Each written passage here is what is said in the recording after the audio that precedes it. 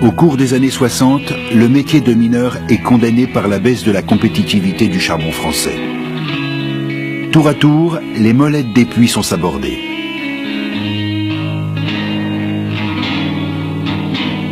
L'agonie économique engendre du chômage et trouble l'identité d'une population conditionnée par les grands discours paternalistes sur les valeurs morales du travail. Dans le même temps, les houillères se désengagent du Racing Club de Lens.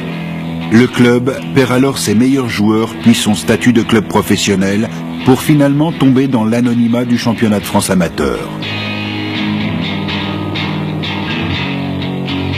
André Delelis, maire de Lens, entreprend alors le sauvetage du Racing.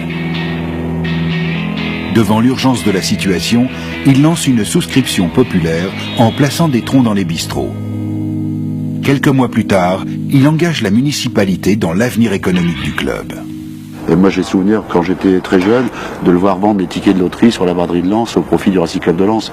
Donc ça reste pour moi l'homme qui a été le plus grand des supporters du Racing Club de Lens et que fort probablement le club lui doit jusque dans les années 75 de vivre encore. André Delelis avait compris bien entendu que le football avait un rôle social et on savait qu'on aurait des difficultés. Il n'y avait pas besoin d'être à cette époque-là grand économiste pour savoir que la fin de l'exploitation charbonnière nous ferait traverser une période difficile dont nous nous sommes d'ailleurs jamais vraiment remis.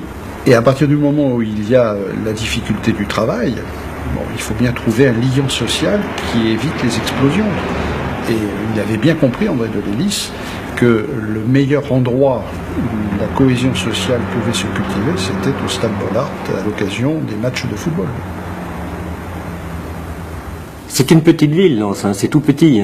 Donc il fallait qu'il y ait ce club de football qui soit porteur de Lens, porteur d'espoir et porteur de la ville.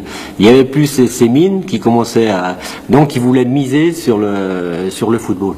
Et il a réussi, il a réussi parce que c'est vrai que les gens sont tellement passionnés qu'ils commençaient à plus comprendre pourquoi on n'avait plus de club intéressant au niveau du Racing.